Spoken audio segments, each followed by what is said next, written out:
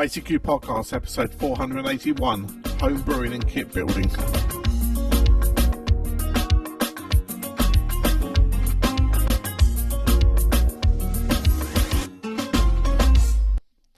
Well, hello, fellow amateur ham radio enthusiasts, and welcome to the 481st episode of the ICQ Amateur Ham Radio Podcast, supported this episode by John Merkel, Alpha Juliet 1, Delta Mike, and our monthly and subscription donors. In this episode, we join Martin M1MRB, Dan KB6 November Uniform, Caryn KD2GUT Uniform Tango, Edmund Mike 0 Mike November Golf, and myself, Colin M6BLY, to discuss the latest amateur ham radio news. I round up the news in brief, and this episode's feature is home brewing and kit building. Well, as always, it's your very kind support of the ICQ podcast that keeps your show advert-free and produced for you every fortnight. And we have a new subscription donor in this episode, and that's John Merkel, Alpha Juliet 1 Delta Mike. And he says he's enjoyed listening to the ICQ podcast for years and felt it was about time I supported it financially. Keep up the good work, guys. So, John, we really do appreciate your very kind subscription support and your support along with our monthly subscription donors as they help us pay our way and continue to hopefully bring value to you that, say, you support. We run what's called the value for value model. It's a very, very simple method. If you find value in the ICQ podcast, learned something, got entertained, laughed along with us, etc., and you can express that value by visiting our special webpage, ICQPodcast.com/donate, where you can turn that value received into a monetary figure, send it our way, and it helps keep your show advert-free and produced for you every fortnight. Right, well, now we're going to join Martin, Dan, Caryn, Edmund and myself to discuss and generate thoughts about the latest amateur ham radio news, including life for MFJ products and new Norwegian regulations. As always, hope you enjoy. The ICQ Podcast. Come for a moment. Stay for an hour. Well, hi guys, and welcome to the ICQ Podcast, episode 481.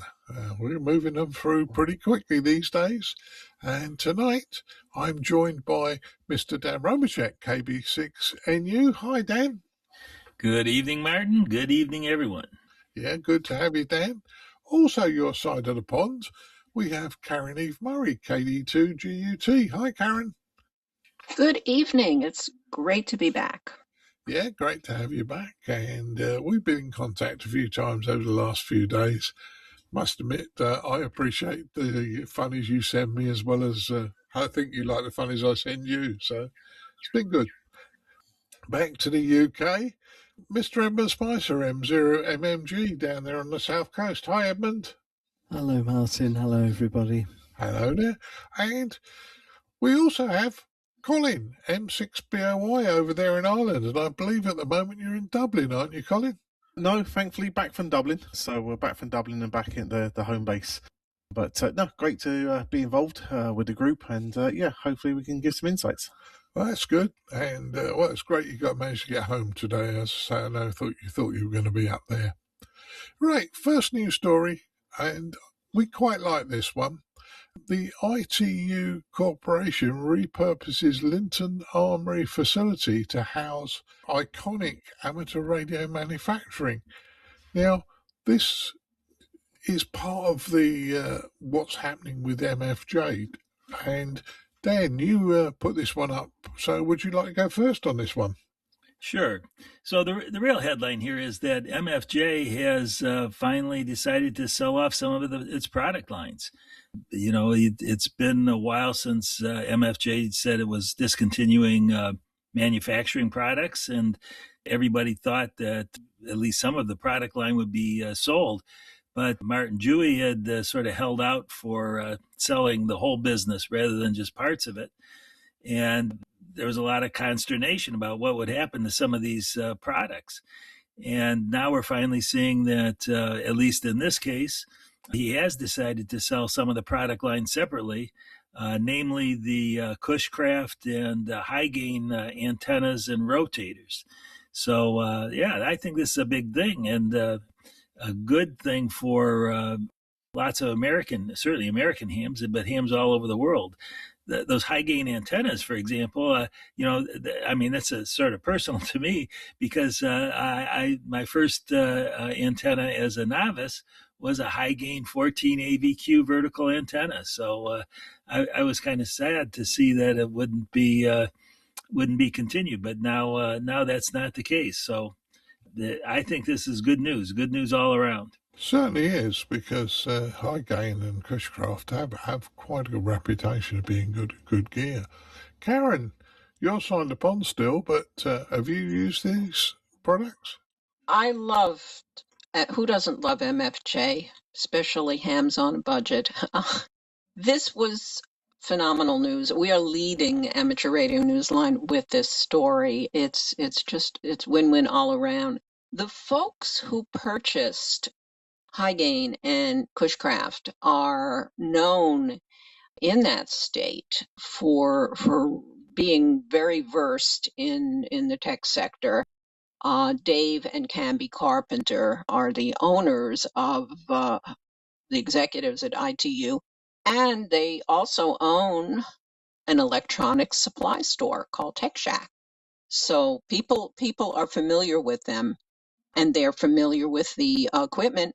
They have purchased not just the names, but they've actually purchased the tooling, the designs, the specialized equipment, and the manufacturing and marketing rights. So it's all good, and they're repurposing a building in town that formerly housed an armory, and they will be creating local jobs. So yep, it's all good. It's all good. Now, this should take about 2 months, so don't rush out and buy anything just yet. Back to you, Mark. Yeah, well, I guess if you went out and bought something yet, they'll either be selling stock that was made at MFJ, or Martin Dew will be at MFJ sell it to you until they're up and running. But Colin, in the States, you met Martin Dew when I interviewed him over there. Nice gentleman, and he had an interesting product range, so it's good we're scraping some of it, isn't it? Yeah, I mean, you've taken the words in out of my mouth. That's exactly what I was thinking. I mean, it's something that I think we miss in the UK, and it even goes as far as even Friedrichshafen, that wonderful range of products that MFJ say had on stock there, etc. And it's great to hear that some of those brands are going to keep going, as I say. And I'm sure, I remember we had an antenna manufacturer in the UK for a few years called Seacom. And there was a lot of buzz and excitement about what he was doing and his antennas being built locally, etc. So I'm sure, again, for everybody in the States and the fans of the brands as well, to know the fact that the manufacturing is still going to happen in the States and creating jobs and keeping quality high, etc., is going to be a massive benefit for everybody. So, no, fantastic news story of hearing that say they're going to keep going. Certainly is, certainly is. Now, Edmund, I know you make a lot of antennas yourself. However, you must have some MFJ gear. I mean, we've all got MFJ gear, haven't we? There can't be many hams on the planet who haven't. What do you think, Edmund? No, indeed, and I own a few, antenna tuners mainly, a little miniature travel one and a much bigger one that sits in my shack, which I don't use very much. I do make antennas, but they're mainly sort of homebrew ones, just using bits of wire and string and sellotape and things like that. So there's nothing I can add to this, Martin, really, that hasn't already been said. Okay, well, as I say, it was a shame that MFJ were closing down. Martin Dew, a lovely gentleman, I've met him.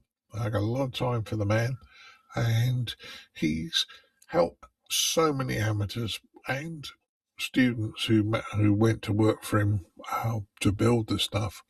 And his catalogue was phenomenal, the amount of gear that they used to produce. So he'll be sorely missed.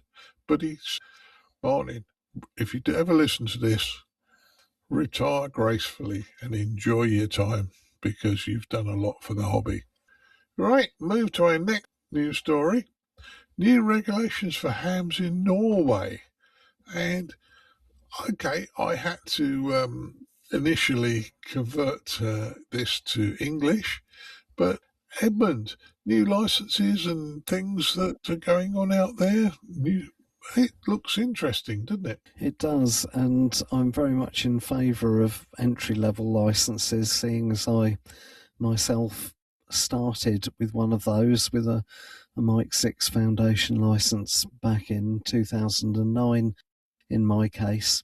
And it's actually not that limited, because okay, 10 watts transmitter power, but that's at the transmitter. Depending on what you feed it into, you could end up with a nice amount of ERP.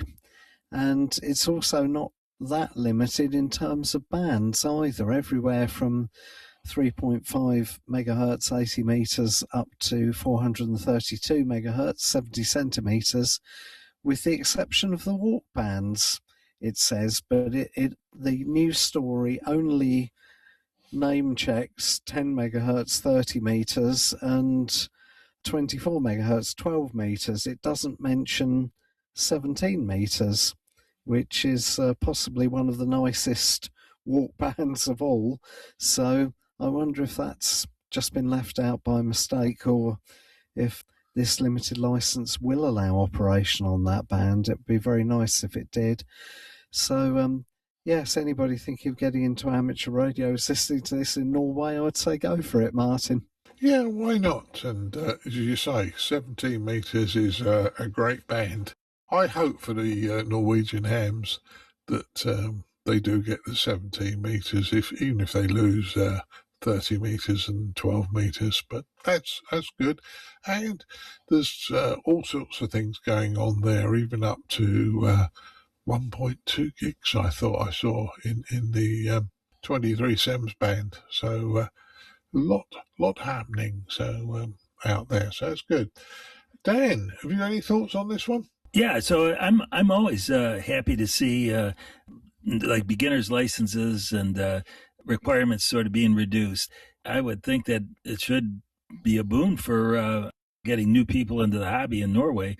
Although, it looks like they already have a fairly high number of radio amateurs per 1,000 people. But yeah, no, it's always good to have a beginner license and hopefully get more people into the hobby that way. Maybe I should think about doing a beginner's license study guide for Norway. All right, back to you. Well, you got me, Dan, because I was just going to say, why don't you see if you can get over there and do some one-day tech classes? But well, there you go. That's true, too. A fellow here in Ann Arbor, he is of Norwegian descent, and he does hold a Norwegian license. I think I'll get in contact with him to see if he's got any contacts over there. Why not? It'd be interesting to see how this goes forward. So yeah. So that's a good thought. Thanks, Martin. Yeah. Okay. Colin, say it's always good to see new licenses and things improving around the world, isn't it? And hopefully we'll get some more people on from Norway. What do you think? Yeah, well, firstly, I certainly agree with Edmund. Love the idea of these entry licenses to get people into the hobby, remove away the barriers that people claim that they don't have time, etc. So I think that's great. The bit I picked out for this was the remote operation changes, and thinking of how sparse, I suppose, some of Norway can be, etc. The ability to be able to remote operate must open up a lot of opportunities in using radio for communication in some of the more northern parts of the country and some of the more isolated parts of the country. So I found that very interesting.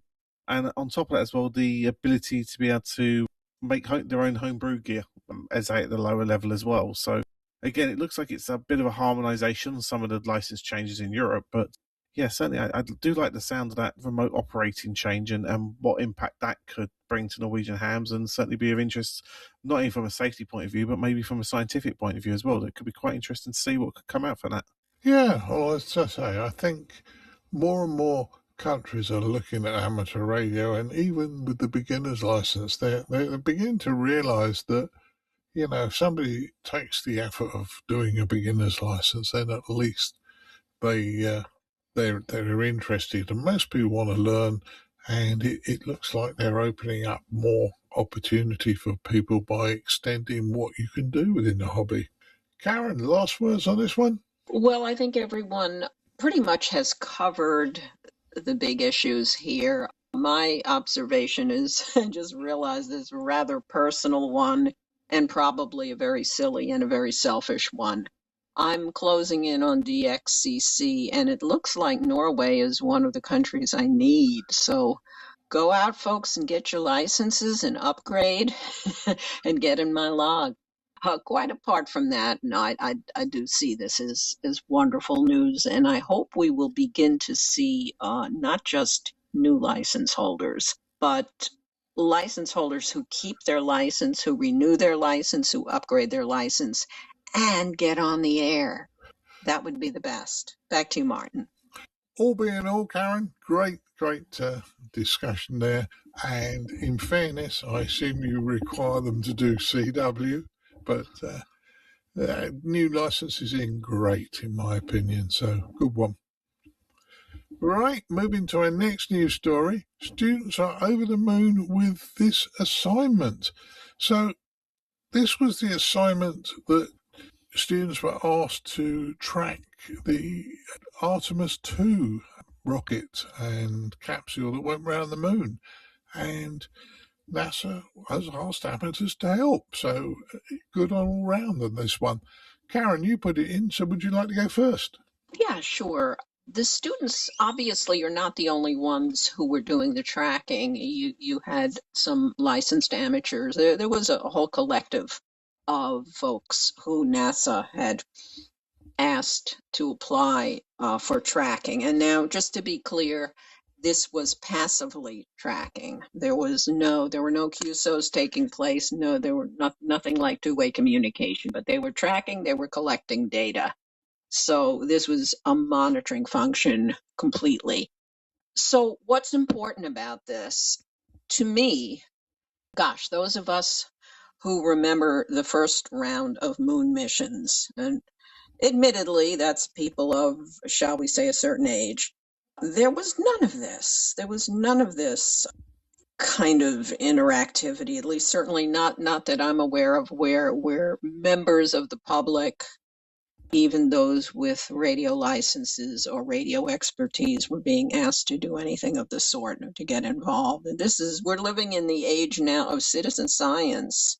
So to me, first and foremost, this is a celebration and acknowledgement of citizen science, not for its own sake, but for a real purpose. So I think NASA's recognition of that is marvelous. The fact that universities, and there were a bunch of them that got involved, many with ham radio operators involved also, as well as departments of physics and other electrical engineering, and also all disciplines, really.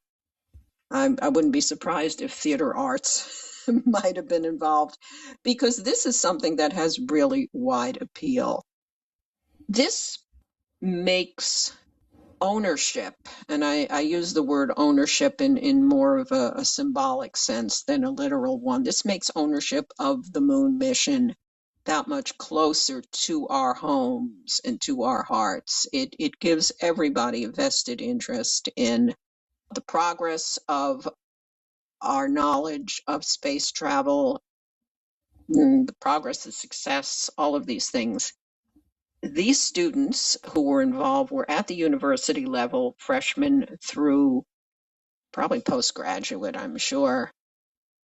Who's to say they may not ultimately decide, gee, I'm majoring in this, but I think I might like to continue along the lines of space travel, at least incorporating that into postgraduate studies or maybe career. So this is a triumph on a number of levels. And let's face it, finally, in the very end, it's just plain exciting. It's just plain exciting. You've copied signals from a mission going to the moon, and this was a very historic mission. So I think we're all over the moon with this one for sure. Back to you, Martin. Yeah, I think you're right, Caryn. And in many ways, the equipment we've got today compared with the equipment they had in the late 60s, early 70s when the moon missions were happening, we've got SDR receivers now that have the performance and quality and functionality for around about £100 that you'd have had to pay £10,000 for, 10, 15 years ago. So we've got better equipment, And it's great that we're able to use it, and it's great that NASA is making good waves with amateur radio and respecting us and asking us to do it. So I'm quite pleased with that one. Edmund, what's your thoughts on this one? Yes, and better still, 3 out of the 4 astronauts who were on the Artemis 2 mission hold amateur radio licenses. Did you know that? Yeah, I believe so. And usually at least one person on the ISS is an amateur. Yeah, so shame there wasn't any activity in the amateur bands, but I suppose understandably they had more pressing things on their minds. I didn't pay as much attention to this as I wanted to, mainly because work has been so busy and all that kind of thing.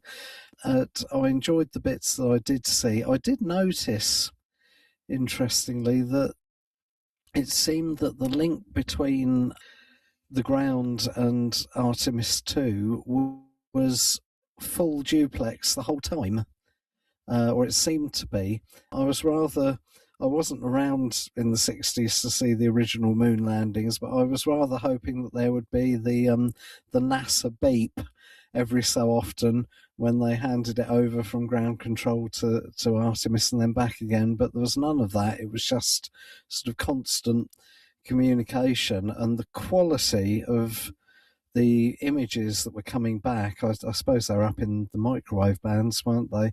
The quality of the images were just amazing compared to what was possible a few decades back. So it's amazing how technology's moved on, and I would have liked really to have been more involved with monitoring it myself if that had been possible, but I haven't got the equipment, obviously. But I'm glad that it's been possible for well, I think it's organisations rather than individuals, isn't it, that they were able to be involved with monitoring it. And I'm looking forward to the next mission whenever that comes. Not long to wait now, I don't think. Yeah, I think you could be right in that one. Now, Colin, I know you're mega busy at work at the moment, but did you get any chance to see any of this Artemis 2? And sort of some of the things that Edmund said there, really. It's personal annoyance, and I was reading in the IRTS's Echo Island magazine that came out the other day. Their youth officers were probably about the most active people in their committee, and they talk about all the wonderful things they're doing. They talk about the whole getting the schools in contact, with the space station in Dublin, etc., sort of thing. And I was sitting there thinking, well, as an amateur, why am I not getting involved? Why have I not got these opportunities? And I've now realised from this news story and what we're talking about here that it completely passed me by, and I didn't really know what was going on. I mean, other world events seem to be taking also a little bit of a front seat on things, but it's just a personal annoyance that I didn't get hold of this one, because the bits I did see were extremely interesting. But I think, Edmund, I'm going to team up with you on the next one, and we'll definitely make sure we get this one in our diaries for the next launch, because I agree with you. I think we've missed out on one here in terms of listening stuff there. So anybody who did get success on listening to the transmissions or what was going on, I think it would be great to hear from the experiences of how you did it. So people like Edmund and myself, maybe you can get a better shot at it second time round. Yeah, sounds good to me. Dan, did you do much on the Artemis, or what do you think of the guys that were monitoring it? So I didn't do anything myself with this, with the mission personally, but I just blogged about another operation by the students at the University of Pittsburgh. And let me just read a little bit of it here. It said, Pitt engineering students, faculty, and the Panther Amateur Radio Club designed and assembled devices to detect a radio signal trying to reach the Artemis craft as it makes its way home.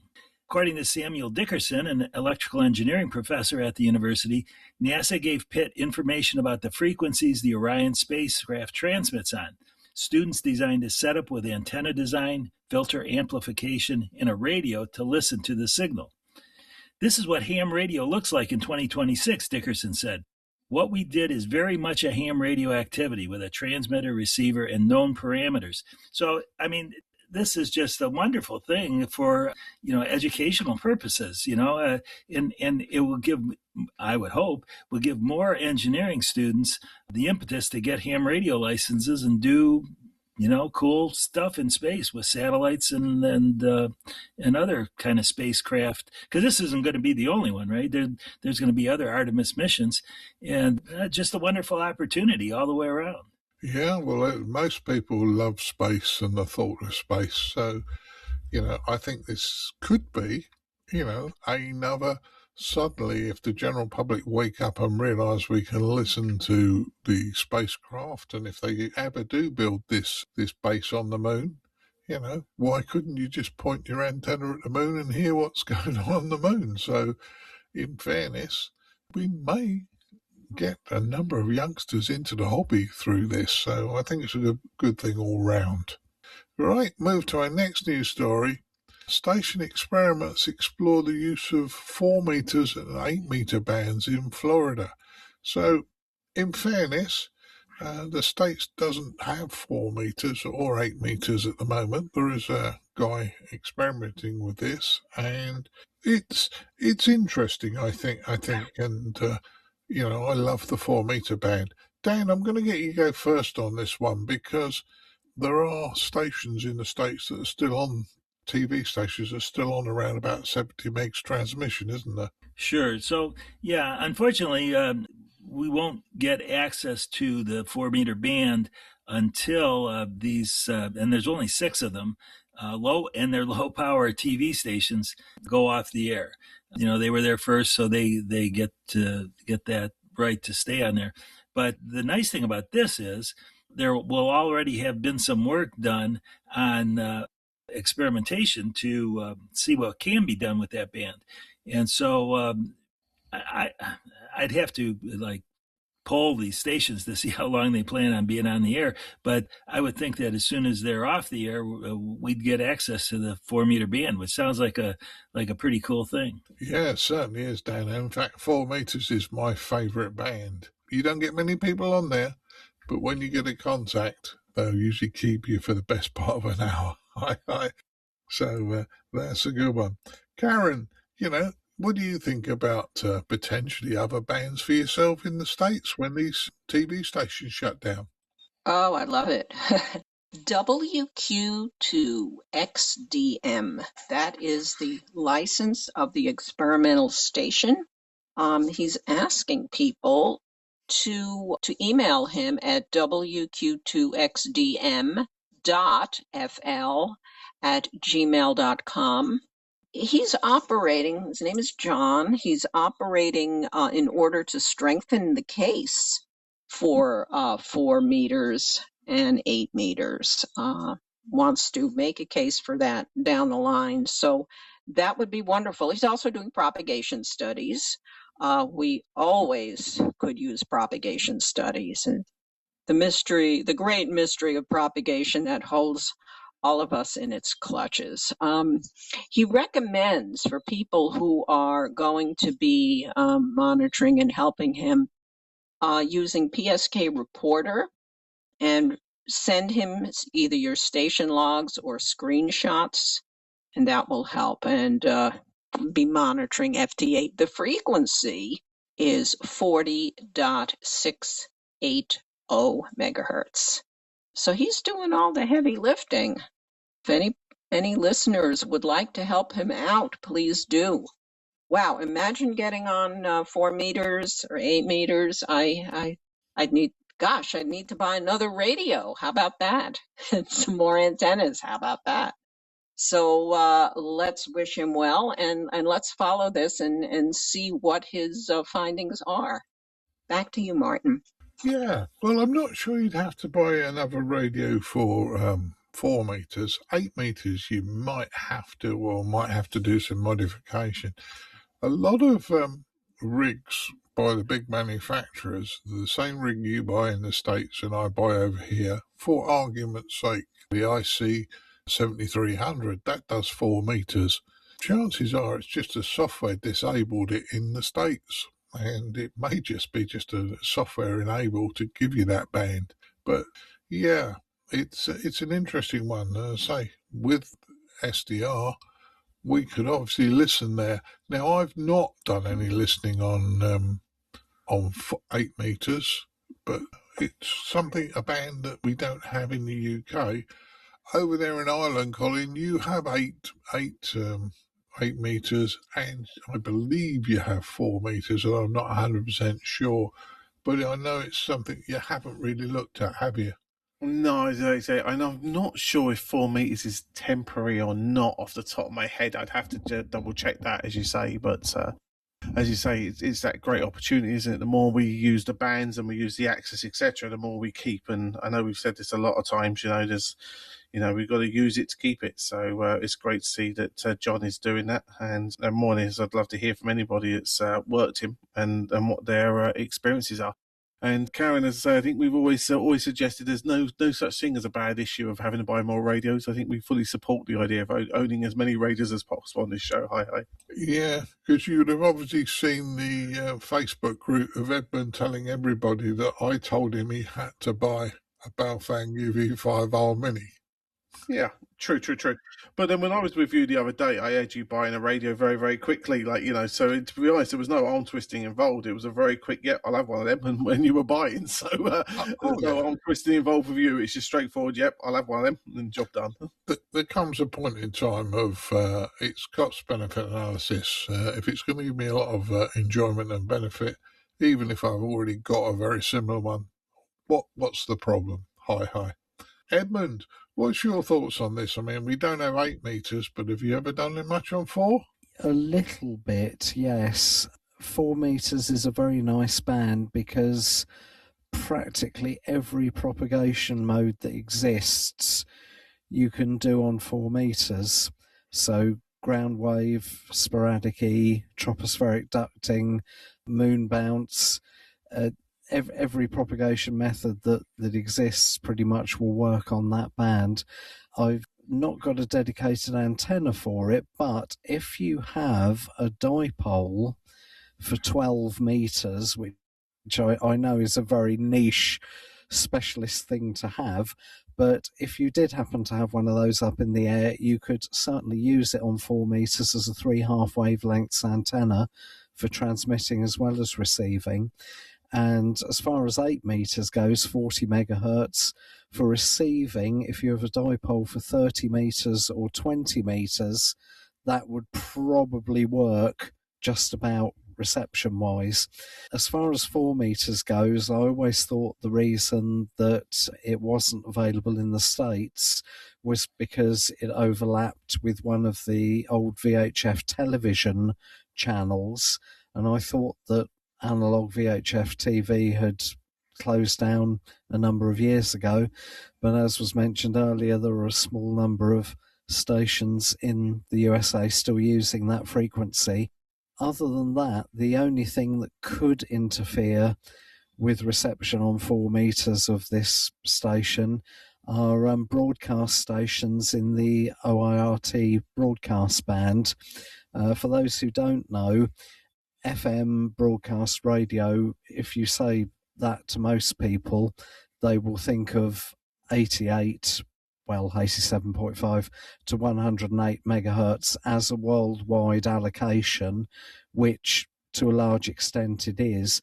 But in countries such as Russia and to a lesser extent Ukraine, there are still even today quite a lot of FM broadcast stations in the OIRT band, which goes from roughly 65-ish megahertz up to 74.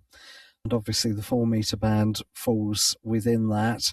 So certainly in the UK, during the summer sporadic E season, it's not at all unusual for 4 meters to be unusable because large swathes of it are covered with broadcast stations, which don't sound very good on a handheld typically because those broadcast stations are using wide FM, whereas amateur transmissions are narrow, obviously. But apart from those broadcast stations, once those half a dozen TV channels close down in the USA, I can't see any obvious reason why the band shouldn't be usable in the States from the point of view of it not being used by other things already. As far as 40 megahertz goes, that I don't know what that is in use for worldwide.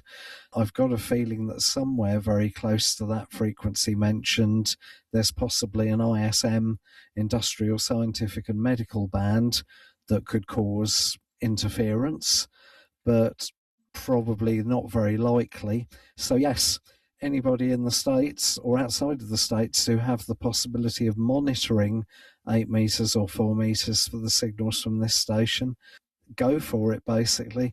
And I'm pretty sure that in the past, signals from this or a similar station in the States were picked up around about 40 megahertz by a station in Eastbourne, which isn't too many miles away from me. So transatlantic propagation at 40 megahertz is certainly possible. So well done to this guy for going for it and getting the licenses and transmitting. And I hope you'll get lots of reception reports, Martin. Yeah, that's a good one. And I remember my first experience of 4 meters was 4 meters mobile. Back in the day, one of the water boards in the UK got rid of a load of 4 meter, radios that were capable of working in the 4 meter band. And we bought them quite cheaply. The antenna I made was a PL259 with about a meter of whip and soldered to the PL259, and then I just run some glue down but to stop it shorting out in the socket, some epoxy glue down there, and I had that on the top of the car in a mag mount, so it was just under a meter long, and I worked 25 watts, worked over about 40 miles on it, so it was fun, and you can build an antenna for it quite easily. It's not difficult. It's not going to be expensive, so that's a good one. Right, we move back to the States again, and the gentleman here got arrested for interference with emergency radio channels. Now, I'm told he wasn't an amateur, but come on, surely you should realise that you shouldn't be interfering with the emergency services. Caryn, you put this one in, so I'm going to let you go first on it. Okay, thank you. We should first of all note he was arrested.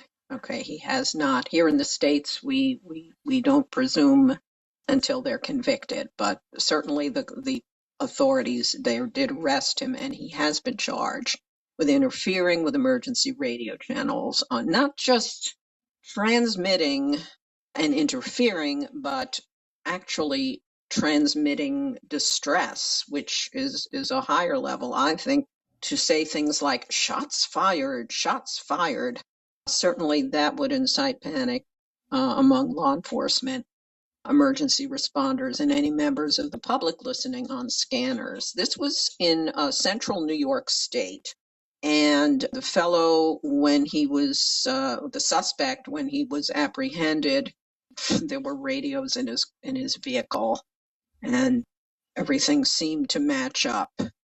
So this case will definitely be going forward. I guess this has to be pursued locally.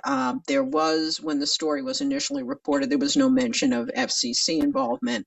This seems to be, at least for now, a local matter. Cautionary tale here, people. He was not pursued or pulled over because of the radio issue. Apparently, his vehicle was decked out with all kinds of aftermarket lighting that made his vehicle look like the car or whatever vehicle it was, driven by an emergency responder, all those special flashing lights. So he was, one might say, impersonating visually an emergency responder. So the police pulled him over for that, gave him a citation. That's pretty clear that he was dressed for the part, and so was his car. Beyond that, we'll see what happens with the radio side of things. But he was attracting attention. And if you're already, shall we say, on the radar for this sort of radio interference, not having a low-key appearance could definitely be a liability. So we'll see what happens. I'm sure we'll have some follow-up stories on this. Back to you, Martin. Yeah. Well, I sometimes think people are just crying for help when they do stupid things like this, but maybe I'm wrong. Dan, it's your part of the world. Your thoughts on this one? Well, about the only thought I really have about this is, like you say, he may have been having some sort of psychological problems, but it's just wacko.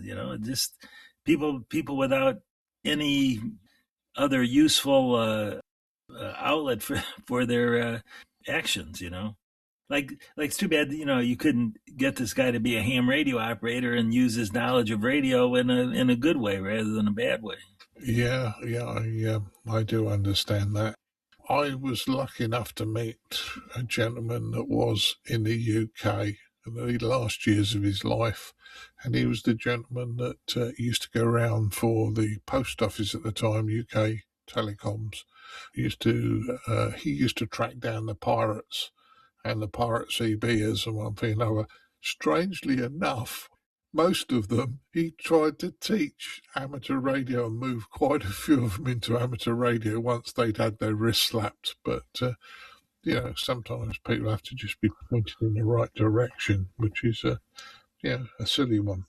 Edmund, what's your thoughts on this one? Well, exactly that, because without knowing what frequencies, VHF or UHF, these services were using that he was interfering with, there were almost certainly repeaters involved, which means there would be a repeater shift, a CTCSS tone or a DCS tone, and of course I'm assuming here that it's analog rather than DMR.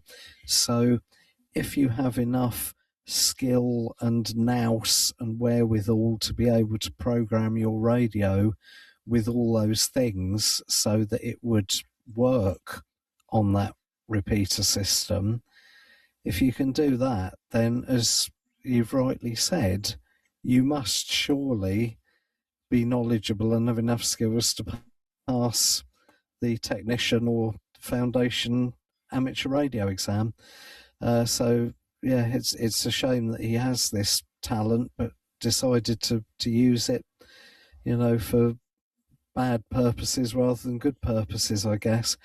I will never understand why people who are going to do illegal things or bad things or stupid things, why so many of them seem to think that it's a really good idea to make themselves really conspicuous and stick out like a sore thumb. I mean, if it was me doing that, then from a vehicle, then I would go out of my way to make my vehicle as anonymous and nondescript as possible. I mean, if he's doing things like that and he's sitting in a car that he's jazzed up with flashing lights and goodness knows what aftermarket accessories to make it almost look like some kind of emergency response vehicle, I mean, did he really think that would act as camouflage or something like that? I just don't get the mindset.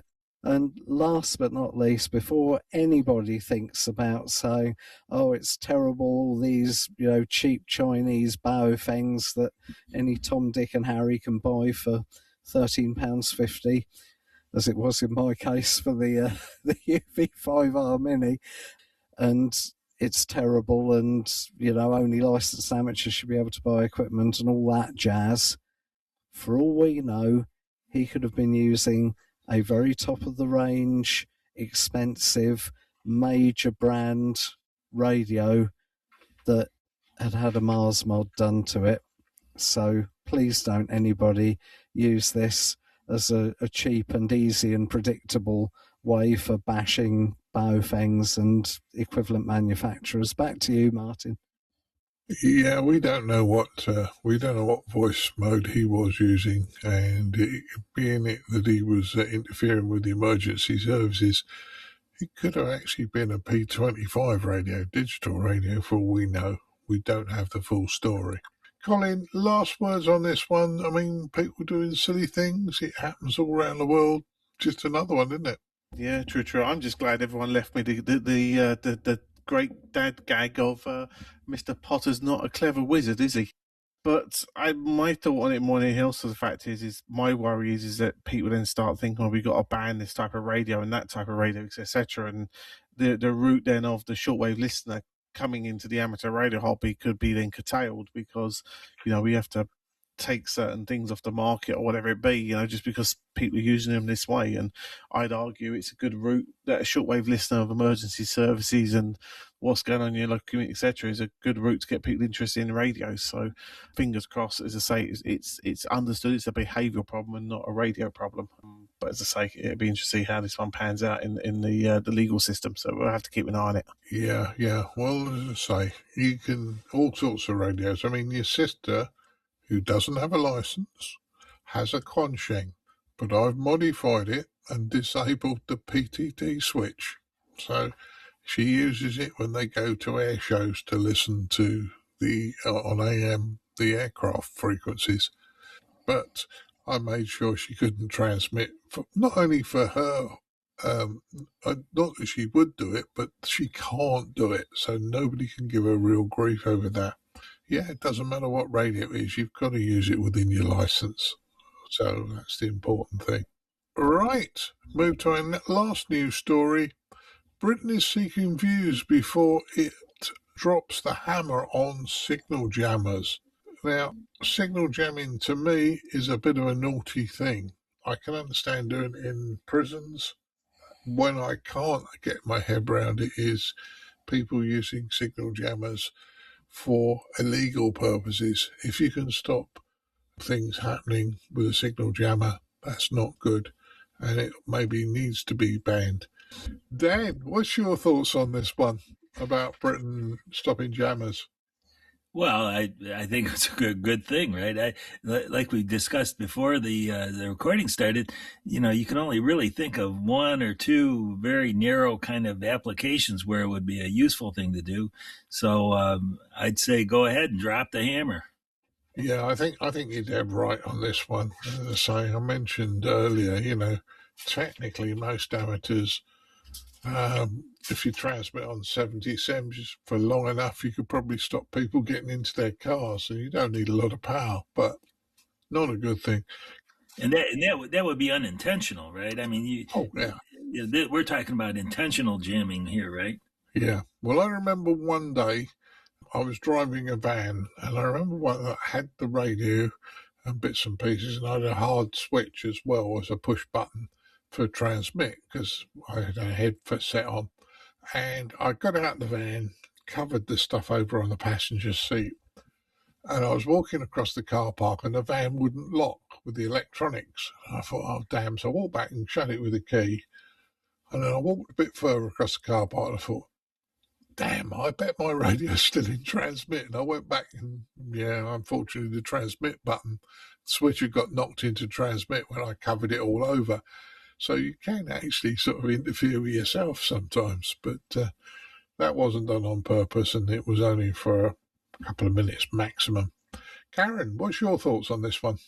Well, intentional jamming is actually something here in the States, the FCC is trying to legalize for specific purposes. You mentioned, Martin, the prisons.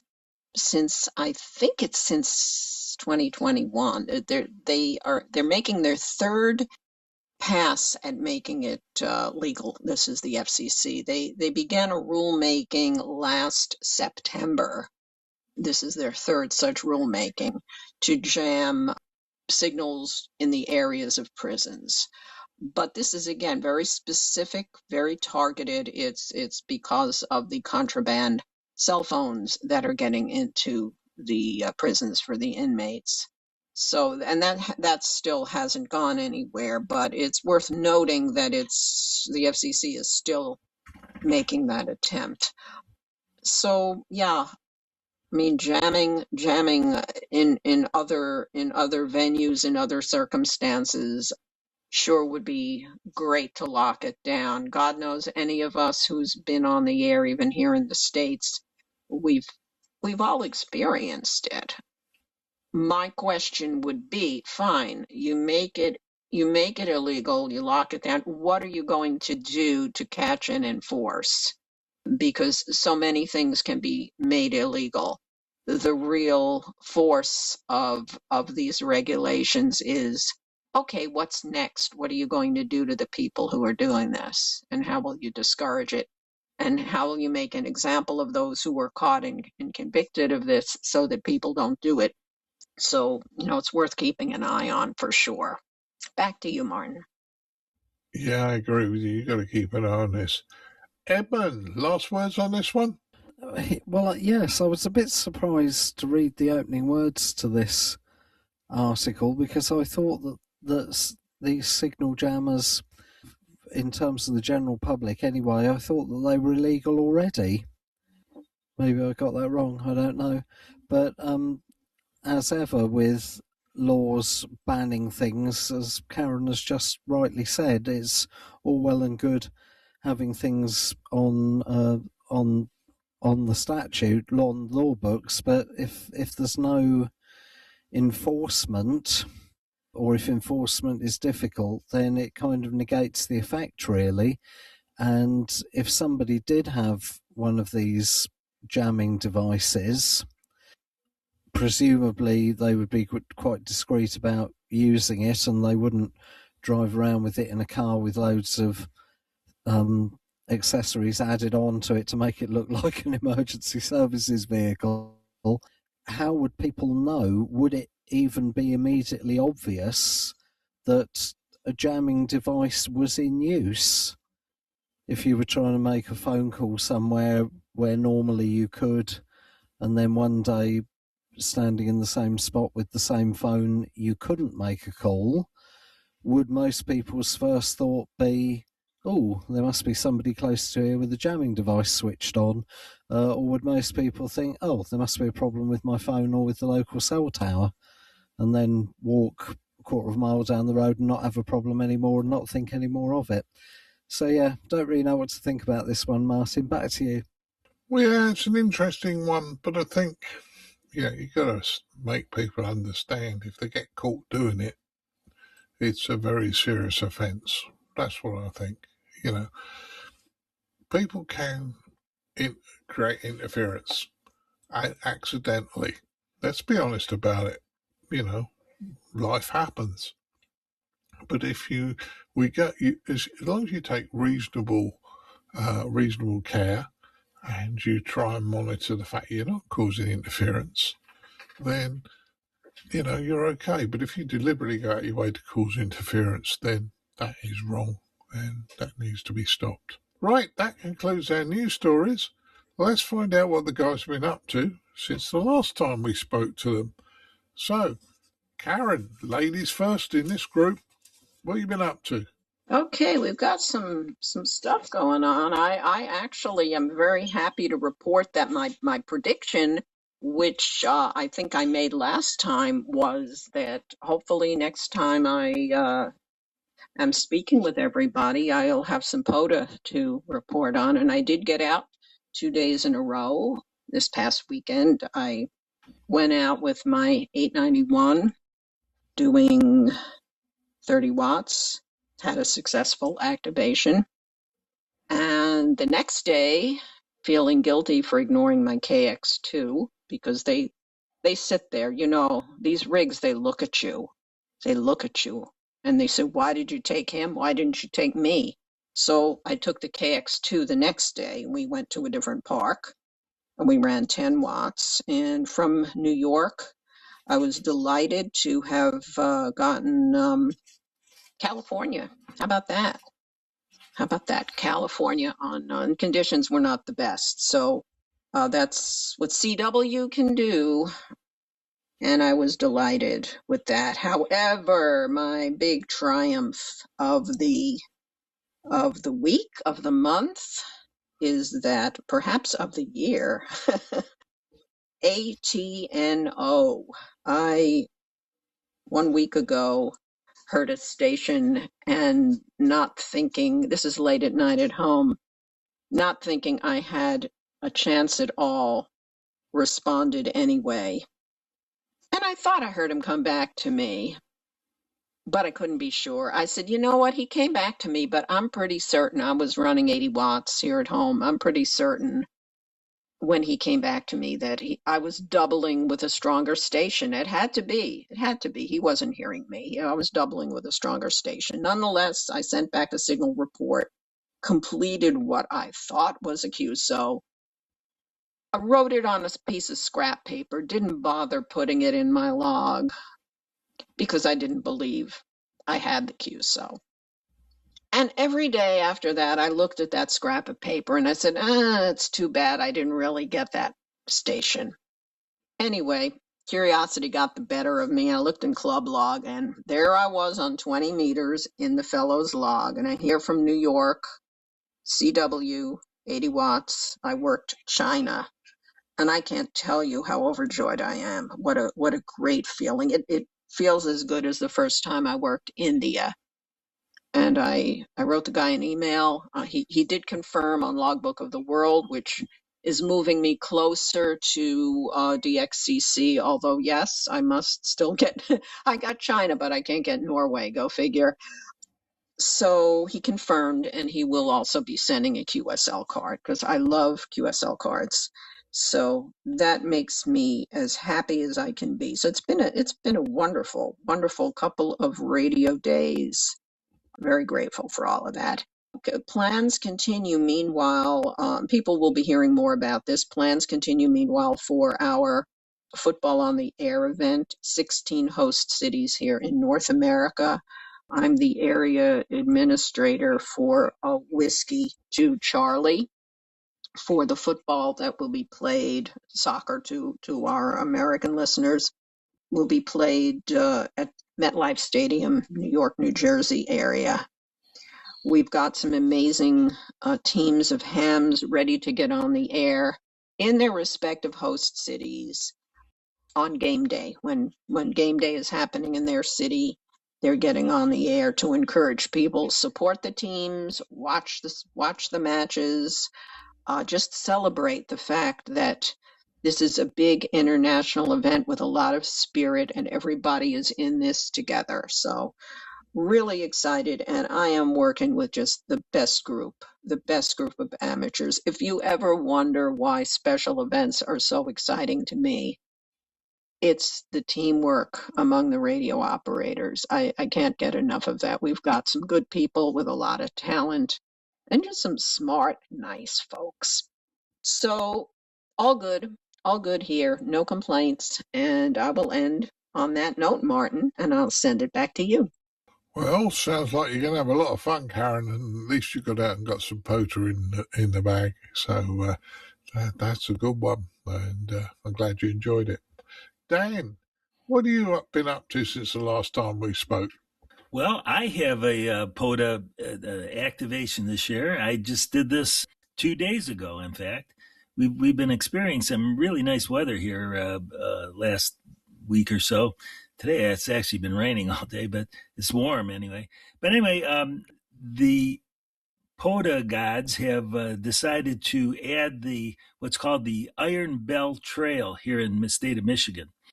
And the reason it's called that is because it stretches from Belle Isle, which is near Detroit in the southeast section of Michigan, all the way to the Upper Peninsula in the iron mining region. That's why they call it the Iron Bell Trail. And it encompasses lots of local hiking trails across the state. And one of those trails actually happens to go through Ann Arbor, Michigan. And the nearest park, if you will, where I could set up is only 1.5 miles from my house. So, I mean, this is wonderful. Now I don't have to drive half an hour to get to a park to operate POTA. I can if I can figure out how to make my setup smaller, I could even walk over there to do an activation. And I'm going to try that sometime before the summer's over. But anyway, it's a great spot. It's right on the Huron River, and I headed over there Monday. I made 43 contacts. including one DX contact in Italy, I4RHP, and a bunch of contacts on 40 meters. I was kind of surprised. I had actually more luck on 40 meters than 20 meters. But it's great to be back on doing POTA activations, and it's wonderful that now this park is really close to my house, and I'll be doing a lot more. I went out to lunch with some ham friends, and one guy suggested that I try to set a goal of doing 1,000 contacts from this Iron Belt Trail over the summer, which I think is probably a good goal. Other news, last week I traveled to Omaha, Nebraska to teach a one-day tech class at what's called KernelCon, which is a cybersecurity conference held in Nebraska. And the reason it's called KernelCon is because Nebraska is the Cornhusker state.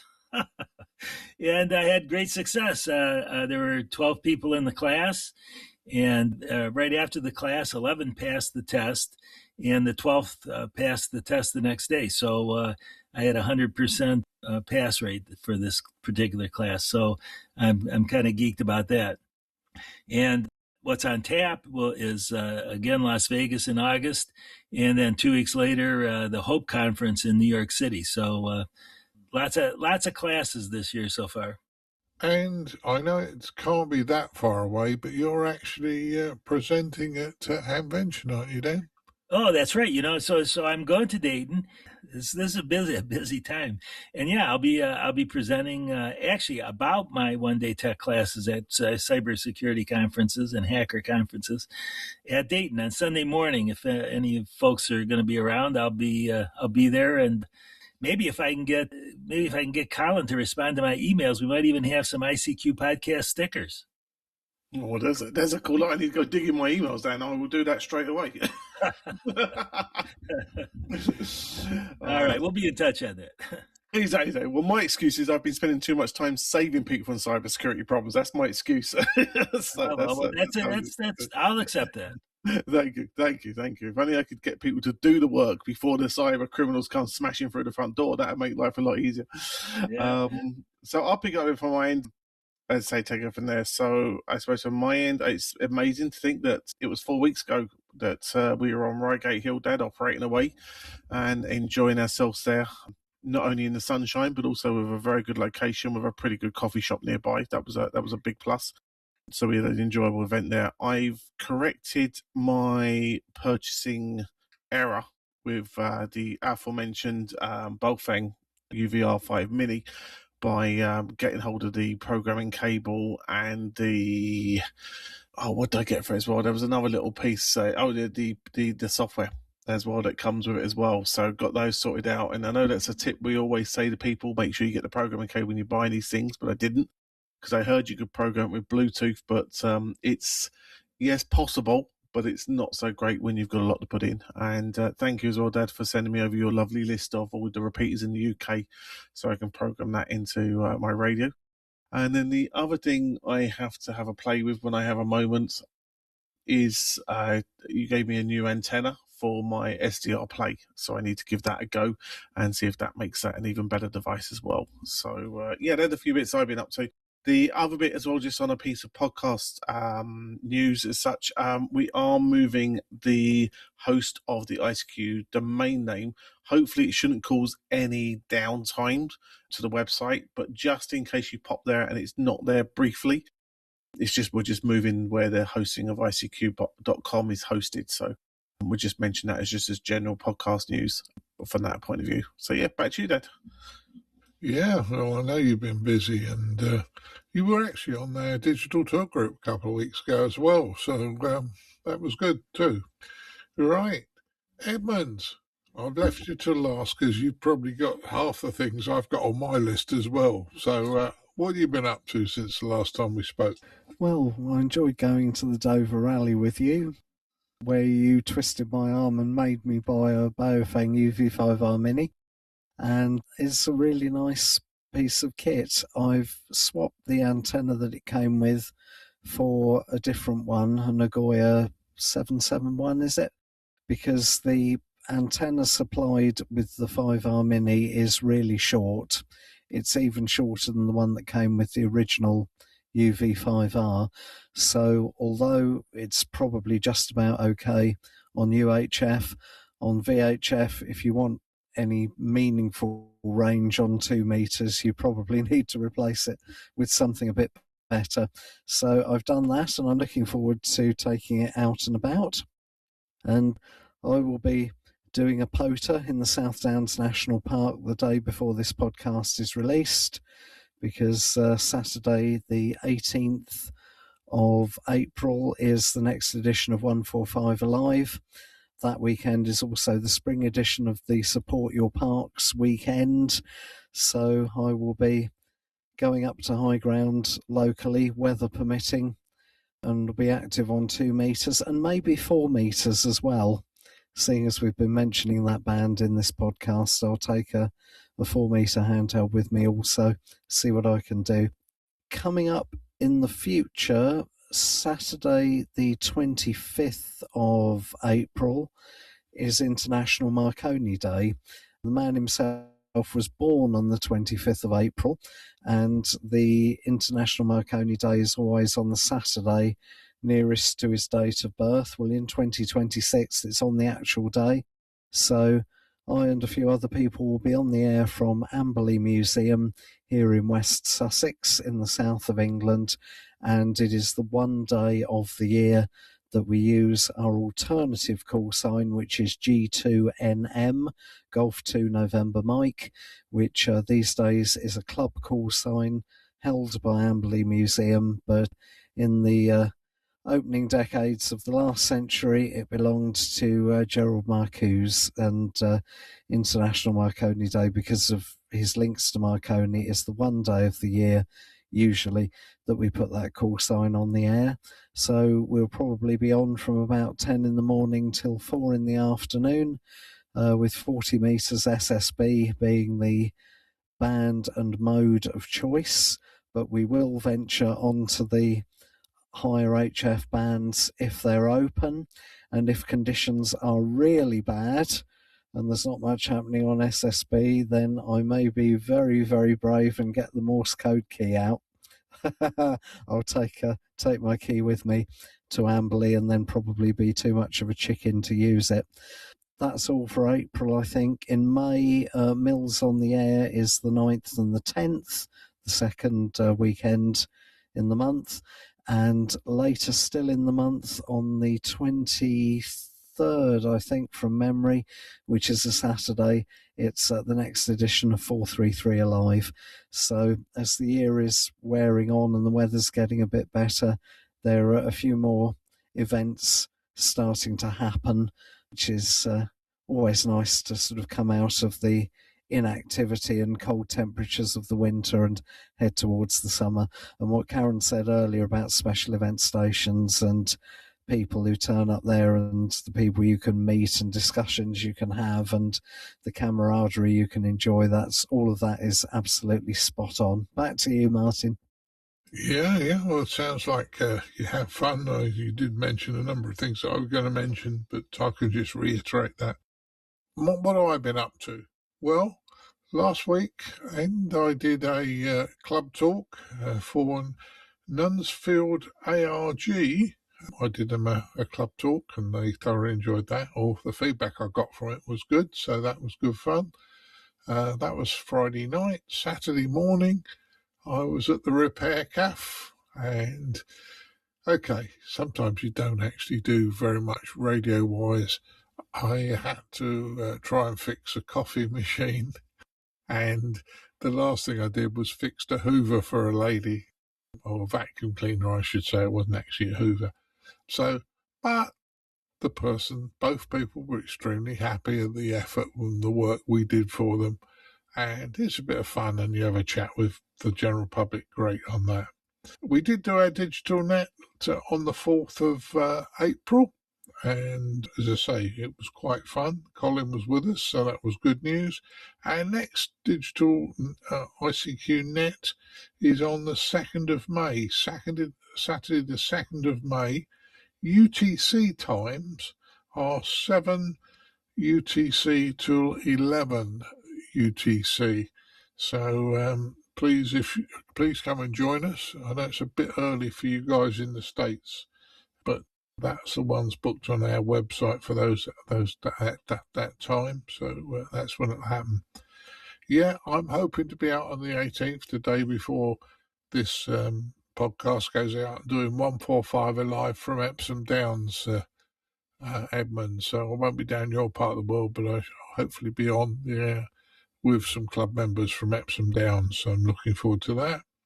Have been on the talk group, reasonable amount of time putting a number of calls through, and I've also been playing a little bit with All Star Link, which is another digital system. I still prefer using our talk group. It seems to me work better, but that's probably just because I set it up originally. Did buy some new bits and pieces from AliExpress, some picks, and there's a little kit I've got which I might put together in the next few weeks, power supply kit. And yeah, just a bit of fun really. And lastly, as Edmund has said, the 9th and 10th of May is Mills on the Air, and we'll tell you more about that as time goes on. But lovely lady Lindsay is organising that and making it more active, so that's a good one. So a lot coming up, and like Colin will tell you, we don't know where the days go, quite honestly. We've been busy, but it's all good fun. So what's left for me to do now is to thank you guys for turning up and move to the next part of the podcast. So I'd like to thank Mr. Dan Romanchik KB6NU. Hi, thanks, Dan. You're very welcome. Great to have you. I'd like to thank Caryn Eve Murray KD2GUT. You're very welcome, and thanks for hosting us once again. Well, I try. I'd like to thank Mr. Edmund Spicer M1MRB. Yeah, thanks for having me on, Martin. It's been good fun. It always is, mate. No problems at all. And last but not least, I'd like to thank Colin M6BOY for being with us tonight. Yeah, no problems at all, guys. And I hope you stay with us as we go to News in Brief and the feature this episode. So, yeah, more to come. Yeah, and the feature's already recorded, Colin. So there you go. Okay, all I need to do is say 73 to you. 73, guys. 73. 73. 73. Keep your amateur ham radio podcast advert free by donating less than a length of coax. Visit www.icqpodcast.com/donate now. For all the news, links and information, visit www.icqpodcast.com. Now it's time to have a look at the news in brief for me, Colin M6BOY. And as the year clatters along, we got Field Day in the US coming up very soon, and the ARRL has launched the 2026 Field Day merchandise, which will allow you to show your patriotic support in red, white and blue design honouring America's 250th anniversary. So Field Day is the 27th and 28th of June. So it's an on-air event, which this year's theme is amateur radio and national resource, and it's highlighting the role of hams play in public service, emergency comms and connecting communities. So as I say, you can check out various t-shirts, hats, mugs, pins, patches, stickers and all the usual merch that you could possibly require as I say, to celebrate this there. So we'll pop a link to this for you on ICQPodcast.com, and you can check out some stuff maybe to adorn your portable station when doing a bit of POTA, or just generally promoting ourselves to the wider hobby. The National Voice of America Museum of Broadcasting will be using expanded open hours during Hamvention. This is in conjunction with the Westchester Amateur Radio Society. So on Thursday, Friday, Saturday, they're going to be staying open till 9 p.m. and 5 p.m. on the Sunday. Admission is just $10 at the door, and the radio station, Whiskey Charlie 8 Victor Oscar Alpha, will be on the air to operate. The museum is a short drive from Hamvention down either Interstate 75 or Route 42 from Xenia.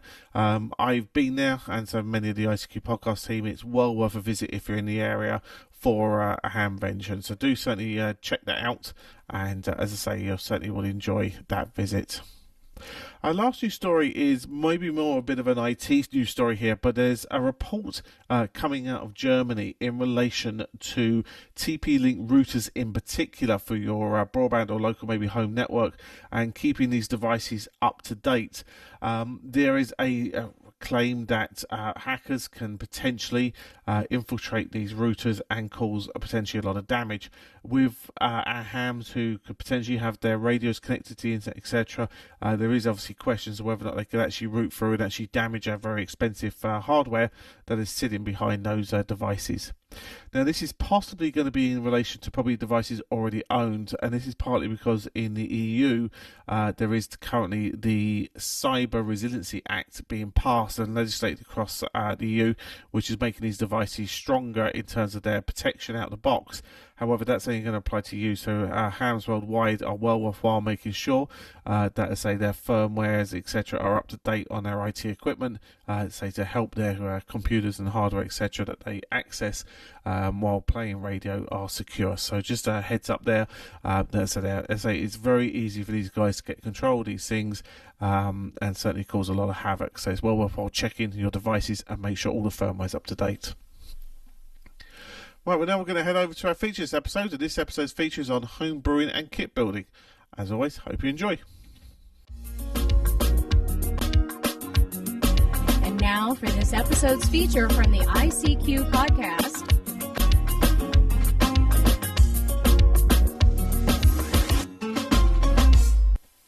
Hi guys, for this feature we're going to cover something that came out of our survey a few months ago, and we had a number of requests to give you some information about home brewing and kit building. Now, two separate subjects but very closely linked. So I'm going to start with home brewing because that's probably the one I'm going to cover the least, because there's a lot out there you can do. But there's two sides to home brewing. You know, there's home brewing in hardware or home brewing in software. Now, probably hardware, if you want to do some home brewing and test what you're trying to do, there's a piece of software called Fritzing. And Fritzing is a great piece of software. It allows you to build virtual services on your screen, virtual circuits, and one thing or another, and test them out without actually buying any components or building anything. So if you've got an idea, you can put together your idea, see if it works before you start spending money to build it. Also, in today's environment, a lot of people are using AI to do the programming. So you can use one of the AI applications and say, write me a piece of code to do this, that, or the other. Now, I'm not a programmer. I would probably find that very, very useful. And I must admit, I have tried a couple of times with a couple of very small web-based apps for my own use at home, and it does work. Not always as pretty as you'd like, but it's a good starting point. Now, if you're going to hardware home brew, then breadboards are quite a worthwhile investment, because before you start trying to make a printed circuit board, you're going to want to lay the components out and test them. And Fritzing allows you a virtual breadboard, but a real breadboard is a device where you plug the devices into the breadboard and the connections are made. The connections are run vertical and horizontal, and you can put your components on it and test your build. Now, one small caveat with breadboards is that because you've got parallel traces fairly close together, they do potentially inherit a certain amount of capacitance between some of the tracks. Now, that's okay for low frequencies, but if you start getting up at VHF and UHF, that may very much cause you a problem. But for breadboards, great for prototyping all sorts of things. And don't forget, you can get prototyping PCBs. These are PCBs which have just got either connections on them that you can solder, or sometimes even blank boards that have just got holes in them so you can put your components through and solder them up. Now, I would suggest if you're going to use through-hole components, then these work very, very well. There's nothing to stop you using surface mount components if you're going to get one of these boards that's just got a number of holes with copper around each hole. You could put a surface mount component between two holes and solder them on. But I think that might be a bit iffy, the amount of solder you use. So once again, building it yourself, a few bits and pieces, and you can test out your designs. And if it all works, then you can progress to the next stage. Moving on to kits, which is the other thing we was asked to do, I would suggest you need to check the complexity of the kit you're going to build. You know, sometimes kits are just great fun to build. The simple kits, sometimes you can sit down for a few couple of pounds or more. You can sit down with a cheap kit from China.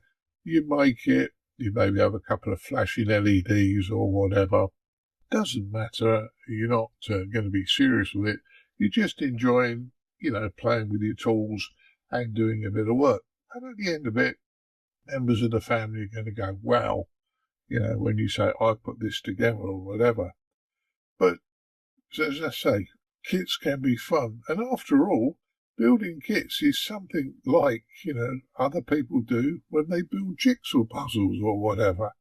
It's a bit of fun. Why do people do jigsaw puzzles? Because it's fun.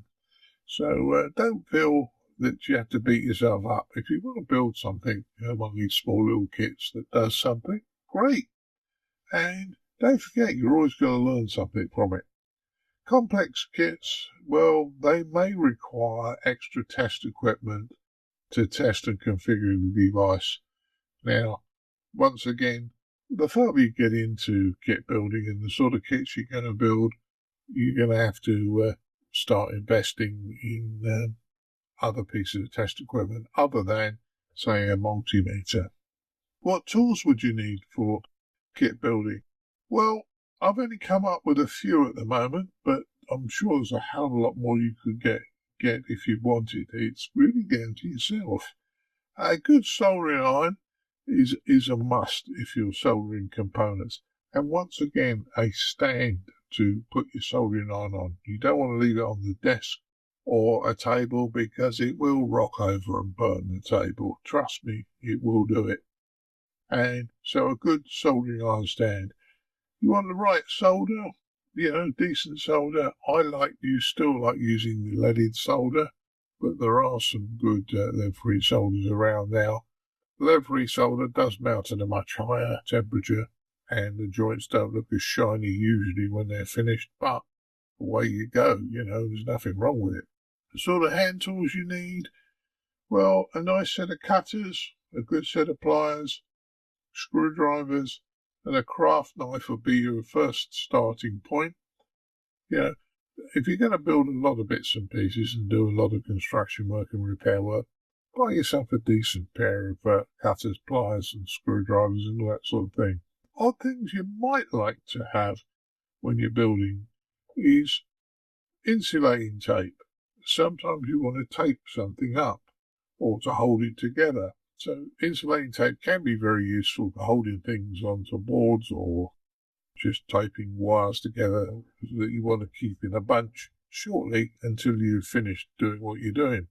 In the UK, we have a product called Blue Tack. It's like a putty type device, and I find this very, very useful. If you're fitting a large, heavy component onto a printed circuit board and you turn it over, it'll drop out. Then you go, damn, and then you've got to refit it and try all sorts of bits and pieces. If you put a lump of this Blue Tack onto the device and the printed circuit board, it'll just hold it in place when you turn the board over and solder it up. Maybe you might want to use just a bit of glue to tack wires so they're not looking untidy to a board any time.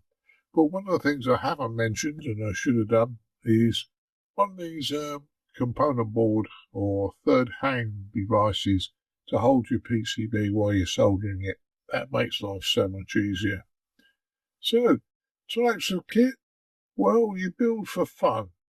building is part of our hobby and playing with bits and pieces. Homebrewing items, they're great and you can fulfill your needs. So for argument's sake, I homebrewed my hands-free mic for the mobile operation. And that wasn't particularly difficult, it's only half a dozen components. But it's something that you'd be very proud of that you actually did.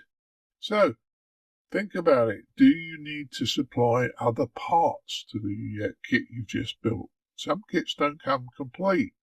So you might need to supply a case, heat sinks, plugs, sockets, batteries, or power supplies. When you're costing up the device, you might need to put an extra bits and pieces in than the cost. And if it's one of these just fun kits from China where you build it, you have a bit of fun, there's a few flashing lights, it amuses the family, then you're probably going to reuse your power supply. So once you've built one, got a power supply done, you're away and everything's okay. Environment, when you're going to build your kit or do your home brewing, I find you need a free workspace in a quiet environment. Now, what I mean by free is not cluttered. You want to be able to move, put things on the bench, move around, adjust things. So, nice free working area in a quiet environment. You don't want to be trying to do this while World War III is going off with children arguing or neighbours or whatever. You need a quiet environment to do this. I find a cup of tea or a cup of coffee, just sit there and enjoy your cup of tea and coffee while you're doing it. Good lighting is very important as well. You want to be able to see what you're doing without any problem. If you're going to use a lamp, it's worth investing in a daylight bulb for the lamp or daylight versions of these lamps, because that does help your eyesight a lot better. And you need to make sure you've got sufficient power in your working area. One 13-amp socket or one main socket in other parts of the world is not enough. You need one for your soldering iron for certain, and any test equipment you're going to use or power supplies or bits and pieces, you need to make sure you get enough power there to do it. I talk about club projects. Kits could be very good for club projects. A relevant kit could keep members closer together, give them an interest. I remember many moons ago, Sutton and Sheen built a SSB 80-meter transceiver, a QRP transceiver as a kit we bought. I think it was about 12 members of the club bought them, and we all built them, and they worked very, very well. And it was very, very useful to keep the club members excited and gave us something to talk about and show each other what we'd done. So that was a good one. Now, when the kit's finished, that might not be the end of it. Modification. Don't forget, you can modify it. You can make it more personal to you. So once you're happy that the kit's actually working, and I wouldn't do modifications and I'm totally and utterly happy with the kit, it's working as per spec, then you can obviously go through and do improvement modifications. Now that might be different type of switches, different knobs, a different case. Maybe you want to fit a panel meter onto it or whatever. But there's lots of room for you to play a little bit more with the technology. So, closing up, what will you learn from this? Well, some of you will learn soldering skills because it will improve your skills. You'll use the correct tools for a job. So often people use the wrong tools, or you'll realise that the tool you've got in your toolbox isn't really good enough, and you'll get a nice new tool to solve that problem. You'll also learn what a component looks like, what type of components they are, so you'll be able to identify them quickly when you're working on it. Now, okay, a lot of kits are have very, very small resistors, certainly the ones that are through hole, And if you're down at sort of a quarter watt, 1/8 watt, something like that, the colours are very difficult to register. And you may find it much easier to put a multimeter on resistors and measure the resistors just to double check that you know what the value is. If you haven't learnt the resistor colour code, well, now's the time to. Or, you may decide never to learn it and use a multimeter to work out what each of the components are. You'll learn how to measure with test equipment to the various items. You'll learn how to use simple test equipment, and sometimes, it's worthwhile knowing how a device works. And a lot of these multimeters these days are more than just a multimeter. They've got all sorts of other functions built into them that might actually help you. And at the time of build, you can see how they work, and you've got a reason to test it out. You'll also get an understanding of how the kit works, the electronics of it. So, don't be shy. And, if it's a small kit and it hasn't cost you too many pounds, you might say, I'll change that resistor and see what happens, or I'll add a bit here. It's back to modifications. But, as I say, it's all about, this is about learning how things work. And the last thing I think you're going to get from this is a proud smile and a feeling that you did it. And when you show members of the family what you built, they often go, wow, that was clever, or, and it looks good. I mean, I must admit, I show Mrs. B printed circuit boards I put together, and she's always interested to see it. Now, I give you a clue. 50 or plus years ago, she did actually work for Philips assembling PCBs, so, she can appreciate it. But other members of the family, that haven't had that experience, certainly look at what you do and say, yeah. So, just a quick update really for you. Home brewing, there's a few suggestions. Fritzin's a great device. AI to write your software if you're not a software person. Breadboards and prototyping boards are great. But kit building, choose the kit, make sure you got all the bits and pieces ready, sit down and enjoy it. And remember the last thing I'm going to say, there's no hurry. If you're going to build a kit, you don't have to build it in 30 seconds. Sit back, enjoy the time and enjoy the experience. And if you take your time and read the instructions properly, you will 99 times out of 100 end up with a working kit that you won't have to fault find. If you rush it, more often than not, you'll have to fault find it why it didn't work. So I hope that helps, and I hope that was of interest.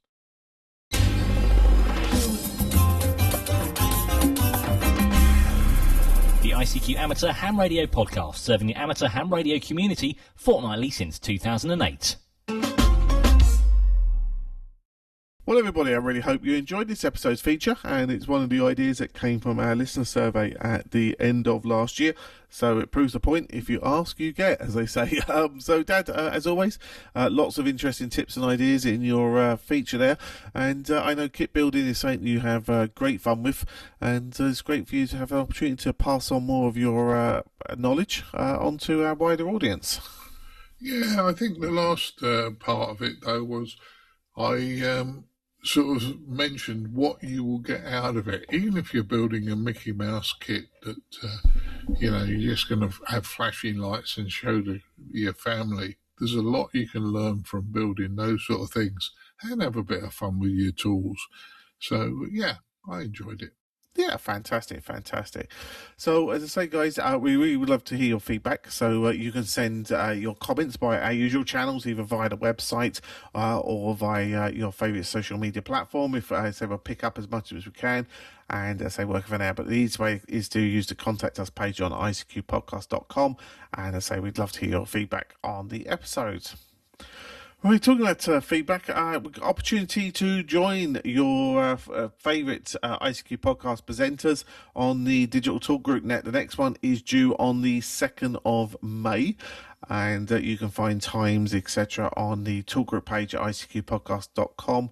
Off the top of my head, is it 7 UTC to 11 UTC?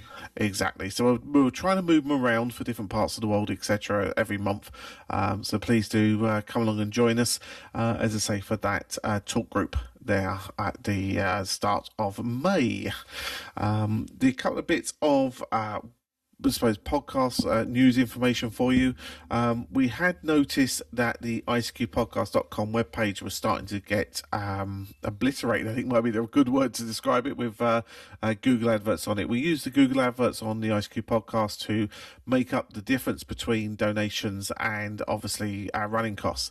But Google had sort of run amok and started piling tons of adverts on the page, which is starting to cause problems. So we've toned it down a lot and tried to clean it up. Hopefully it makes it a bit more usable for everybody. I'd love to have no advertising on the website, but as I say, we do need a little bit of extra support between the listener donations and the running costs. So at the moment we have to keep them there, but as I say, it's just let you know we have toned them back a bit, so I hope people appreciate that there. The other thing, just to let everybody know, we are moving the host of our domain name at the moment. It's a bit of a tidy up sort of exercise and trying to make things a bit more simpler for us to manage. But just in case there's a small period of downtime when it happens, please drop us a line and let us know, just in case you can't get to any of the relevant areas. info@icqpodcast.com will be a good place to drop us a line. The other thing we're keeping an eye on during that process is on the digital talk group, because there's a couple of bits that are tied into the domain name. We think we've got everything in place for the move, but we'll be keeping an eye on it over the next day or two, just to make sure that move goes through. So if you notice anything weird, guys, drop us a line. We really would appreciate that feedback, particularly down on the talk group, because as I say, I know you've got a healthy band of people on that talk group, and you'd hate to miss out making contact with them just because of a rogue bit on the domain name, wouldn't you? Yeah, certainly would, Colin, and don't forget, it is very, very useful, that talk group, and used in a number of ways. So, yeah, I'm hoping that it all goes well, Colin. I can't see why it shouldn't, because I think you've got it under control. I think that's just set me up for a fall, that one, as I tell you. But there you go. No, fingers crossed. I think I've got it under control, so we should be fine. Well, we mentioned about donors and support, and we really are grateful to John Merkel, Alpha Juliet 1 Delta Mike, and John has set up a subscription donation, so we really do appreciate that support, John. Your donation, along with the other monthly subscription donors, are helping us pay our way and keeping the show produced for you every fortnight. We would like you to consider us and supporting us. If you've got value from the show, we run the value for value model, where we ask you to turn that value into a monetary figure and send that our way using our links on icqpodcast.com/donate. And as I say, everything that we receive goes into the running costs of the show. So we really would appreciate, your support there for us. That'd be great. Right, okay, I think that's just about everything covered off for episode 481 of the ICQ podcast. And I think the only thing left to do now is, of course, to do the very important thing of finding Mrs. B a treat and a cup of tea to look after as we've been recording the show for this weekend. Certainly will. We'll make Mrs. B a cup of tea, find her a treat, and go from there. So I'll say 73s to you all. Yeah, 73s all, guys. Catch you in a fortnight's time.